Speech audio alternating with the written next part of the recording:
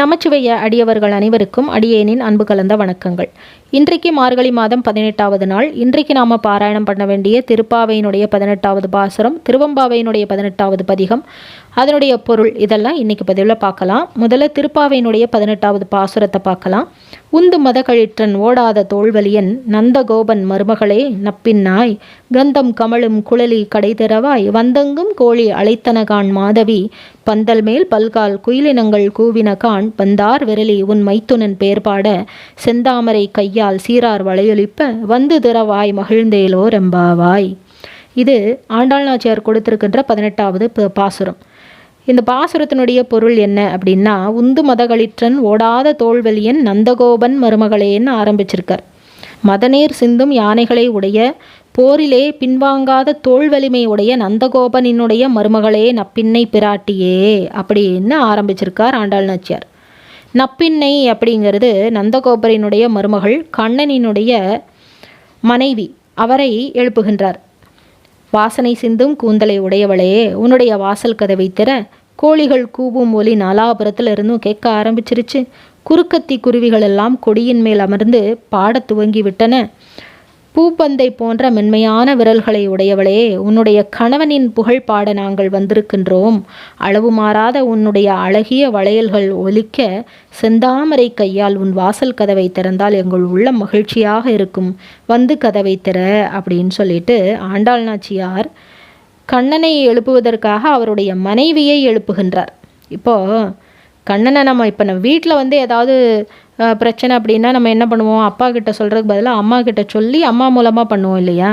அது மாதிரி கண்ணனை எழுப்புவதற்காக அவருடைய மனைவியை எழுப்பி இந்த பாடலிலே கண்ணனிடம் கோரிக்கை வைப்பதற்காக சென்றிருக்கின்றார்கள்.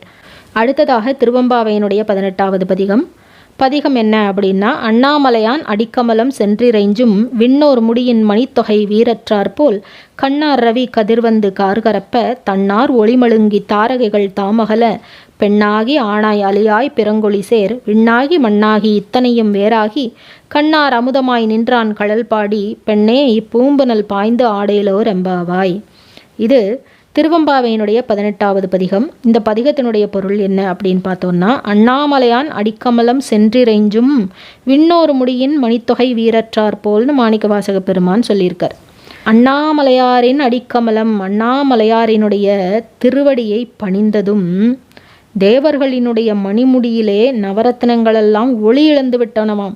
ஏன் அப்படின்னா, அண்ணாமலையாரோட திருப்பாதங்கள் அவ்வளவு ஜொலி ஜொலிக்கின்றது. 1000 சூரியன் ஒளிக்கற்றை வெளிப்பட்டால் எப்படி இருக்குமோ அவ்வளவு தகதகன்னு அண்ணாமலையாரினுடைய திருப்பாதங்கள் ஜொலி ஜொலிக்கின்றது. அந்த ஜொலி ஜொலிப்பில் தேவர்கள் வைத்திருக்கின்ற மணிமுடியிலே இருக்கின்ற நவரத்னங்கள் எல்லாம் ஒளி இழந்து போய்விட்டன. பெண்ணாகவும் ஆணாகவும் அலியாகவும் முப்பிரிவாகவும் திகழ்கின்ற வானமாகவும் பூமியாகவும் இவை இல்லாத பிற உலகங்களாகவும் திகழ்கின்ற கண்ணுக்கு இனிய அமுதம் போல இருக்கின்ற எம்பெருமானினுடைய சிலம்பணிந்த அந்த திருவடிகளை புகழ்ந்து பாடி பூக்கள் மிதக்கும் இந்த குளத்திலே பாய்ந்து நீராடுவோம் வாருங்கள் அப்படின்னு சொல்லி அழைக்கிறார் போல மாணிக்கவாசக பெருமான் இந்த பாடலிலே சொல்லியிருக்கின்றார். எம்பெருமானினுடைய படைப்பிலே அதிசயமானது தான் இந்த அலி அப்படிங்கிற ஒரு இனம். ஆண் பெண் இதெல்லாம் கலந்த இறை படைப்பினுடைய அதிசயம். அதுவும் ஒரு மனித படைப்பு தான். அவங்களையெல்லாம் நாம் கேலி பண்ணக்கூடாது அப்படிங்கிறத மாணிக்கவாசக பெருமான் சொல்லியிருக்க. எல்லா மனிதர்களும் சமம் அப்படிங்கிறத இந்த பாடல் மூலமாக மாணிக்கவாசக பெருமான் உணர்த்தி இருக்கின்றார். இந்த பதிவு உங்கள் எல்லோருக்குமே உபயோகமாக இருந்திருக்கும். உங்களுக்கு பிடிச்சிருந்ததுன்னா லைக் பண்ணுங்கள், உங்களுடைய நண்பர்களுக்கும் ஷேர் பண்ணுங்கள். மீண்டும் ஒரு நல்ல பதிவிலை சந்திக்கின்றேன். நன்றி, வணக்கம்.